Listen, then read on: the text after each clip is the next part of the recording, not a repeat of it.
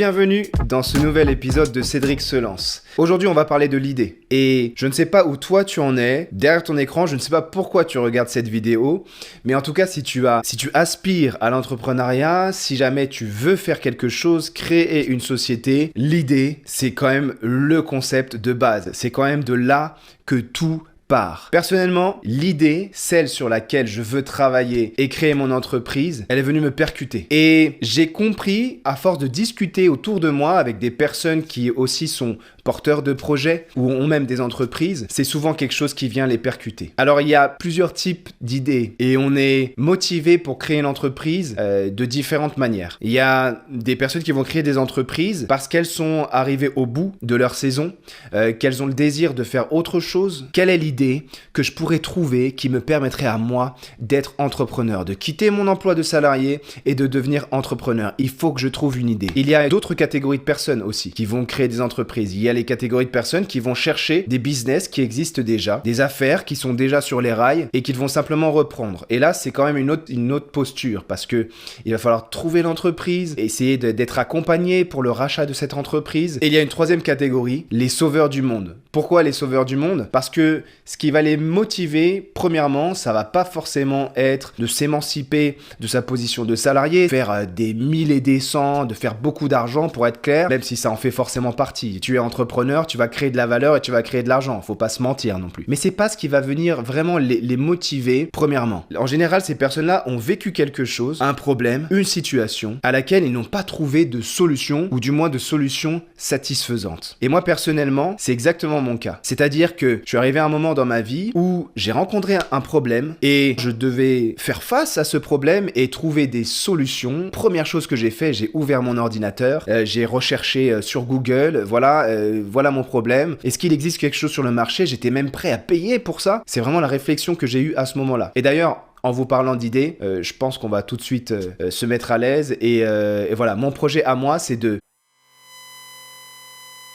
Je pense moi que ça peut marcher, mais on verra ensemble avec le temps parce qu'il y a beaucoup d'étapes, comme je l'ai dit dans la vidéo introductive, avant de se lancer. Mais revenons à l'idée, parce qu'en fait, il faut être clair avec ça. Vous pouvez avoir des idées, je peux avoir une idée, et on a un peu du mal à se raisonner soi-même. Je sais pas ce que toi tu en penses derrière ton écran, mais quand tu as une idée en tête qui est arrêtée, tu arrives à te persuader que c'est la bonne, que tout le monde va acheter ton service ou ton produit parce que tu réponds à un besoin que tu as rencontré. Mais c'est là où il faut être très prudent. Ton besoin n'est pas forcément le besoin du marché. On peut avoir d'excellentes idées sur le papier qui correspondent à ce que nous on recherche personnellement, moi ce que je recherche, dans ma situation, dans ma ville, dans ce que je fais aujourd'hui, mais ça va pas forcément répondre à un besoin ou une attente du marché. Il faut s'assurer que la voie dans laquelle on s'engage est la bonne et qu'on va pas simplement se brûler les ailes parce qu'on s'est fait une idée sur ce qu'on voulait créer et finalement ça va pas marcher. Vous savez, ça me fait un peu penser aux inventeurs.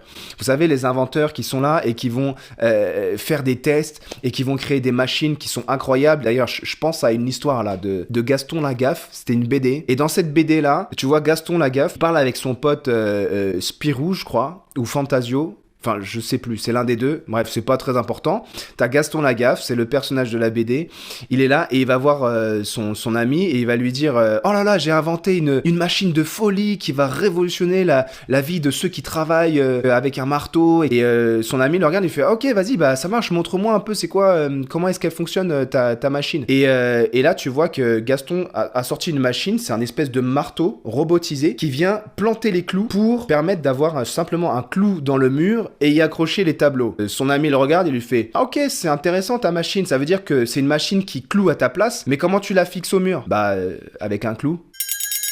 Bon, il y a deux problèmes. En soi, la solution, elle est pas utile parce que c'est une machine qui te permet de clouer, mais pour la mettre au mur, il faut clouer, donc à l'ancienne manière. Mais c'est surtout que qui a besoin d'une machine pour afficher des tableaux? Mais non, c'est pas parce que t'as une idée révolutionnaire qu'elle va forcément trouver preneur sur le marché, qu'elle va trouver écho. Il faut être sûr que son idée n'est pas juste une idée qui va nous plaire à nous. Je vais en parler par exemple à mes parents, et c'est pas parce que mes parents vont me dire ah ouais, c'est une super idée, ouais, c'est génial, je suis sûr que les gens vont acheter, que c'est ce qui va se passer. Parce que le marché, ce sont des personnes qui ne te connaissent pas. Et il y a très peu de philanthropes, tu vois, qui vont acheter un produit parce qu'ils en ont pas besoin, mais parce que ils trouvent que t'es sympathique. Non, ça marche pas comme ça. Mais voilà, une fois que tu as cette idée et que tu te dis, mais il y a quelque chose à faire là, je sens qu'il y a quelque chose à faire, c'est pour moi, il faut que j'y aille. Qu'est-ce que tu fais maintenant ?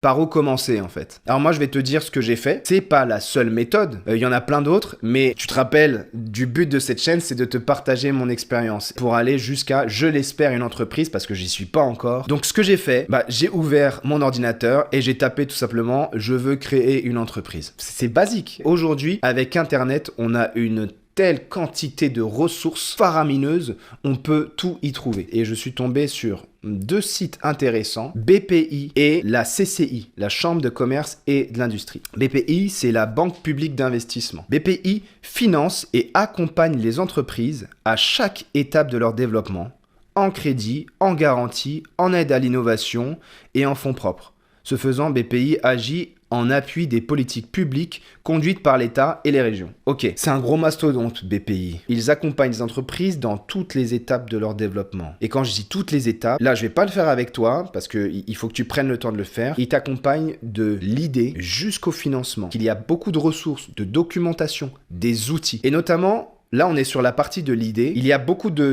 documents et de supports qui vont t'aider à trouver une idée si tu n'as pas d'idée. On peut vouloir être entrepreneur, mais ne pas forcément avoir d'idée. Une fois que tu as trouvé ton idée, comment tu l'évalues? Toutes ces étapes-là vont te permettre de mûrir, de réfléchir à l'idée que tu veux lancer. Tu vas forcément y trouver les informations dont tu as besoin. Ensuite, il y a l'adéquation entre l'homme et le projet. Tu peux avoir une idée, mais c'est pas forcément en accord avec ce que tu veux faire de ta vie. Il faut savoir ce que ça implique de monter une entreprise. Et ensuite, tu as un parcours qui te permet de faire l'étude de marché, d'élaborer ta stratégie commerciale, de faire l'étude financière, le prévisionnel, le business plan. Tout ça, on y reviendra plus tard parce que c'est encore trop tôt. Là, c'est l'idée. Je viens d'avoir l'idée, j'ai mesuré, je crois que c'est une bonne idée. Je suis moi-même en adéquation avec ça, j'en suis là. Il y a aussi le site de la Chambre de commerce et de l'industrie, CCI. Là aussi, c'est un peu le même modèle. Tu vas retrouver énormément de matériel, de support, d'outils, de présentations qui vont t'accompagner dans ta réflexion en tant qu'entrepreneur. En fait, ces plateformes-là, je vais pas refaire le détail sur CCI parce que on retrouve à peu près la même chose que pour BPI France. Et en parlant de la CCI, je vais te partager tout de suite moi ce que j'ai fait parce que je me suis mis en action et je me suis inscrit à un stage de 5 jours. 5 jours pour entreprendre. Et ce stage te permet d'avoir une certification, création entreprise, identifier les points clés pour un projet réussi. Et ça, c'est important. C'est important de se former, c'est important de se renseigner. Toi, tu découvres, comme moi, certainement, et tu dois être accompagné. J'ai trouvé cette formation très pertinente. Elle couvre un peu tous les aspects, on va dire, au global de l'entrepreneur. Tu vas aussi rencontrer des personnes. Moi, je sais que j'ai rencontré notamment une personne des assurances, un banquier, un expert comptable. Tu te fais une idée un peu plus précise de toutes les questions que tu dois te poser en tant qu'entrepreneur et surtout tous les points que tu dois cadrer pour créer ton entreprise. Et il y a quelque chose aussi de primordial, d'essentiel que je retiens de ces 5 jours de stage que j'ai fait. Le réseau, les contacts, les personnes. Tout est une question de personnes. Si tu veux que ça réussisse, il faut que tu te mettes en mouvement, que tu te mettes en relation avec les personnes qui sont autour de toi. Et si tu ne sais pas comment faire, eh bien ce genre de stages sont vraiment une opportunité parce que tu n'as qu'à t'inscrire, t'asseoir et discuter avec les personnes qui sont en formation avec toi, les promos. Moi je sais qu'aujourd'hui je suis encore en contact avec les personnes qui ont fait ce stage en même temps que moi et c'est ultra utile parce que tu vas te retrouver avec des personnes qui ont les mêmes problématiques que toi, qui se posent les mêmes questions. En termes de coûts, je sais que moi, ce stage-là, pour parler simple, je l'ai financé via le CPF. Je crois que ça m'a coûté 1 300 € sur mon CPF, quelque chose comme ça. Voilà, c'est tout pour aujourd'hui. J'ai encore plein de choses à faire, plein de choses à te partager. Et je te propose qu'on s'arrête là pour aujourd'hui. Mais reste connecté, abonne-toi à la chaîne, active la cloche, fais circuler autour de toi, pose des questions si tu as. J'aurais peut-être pas forcément les réponses, mais il y a peut-être quelqu'un qui va pouvoir te répondre ou bien je me renseignerai. Et je te dis à très vite sur la chaîne. Cédric se lance.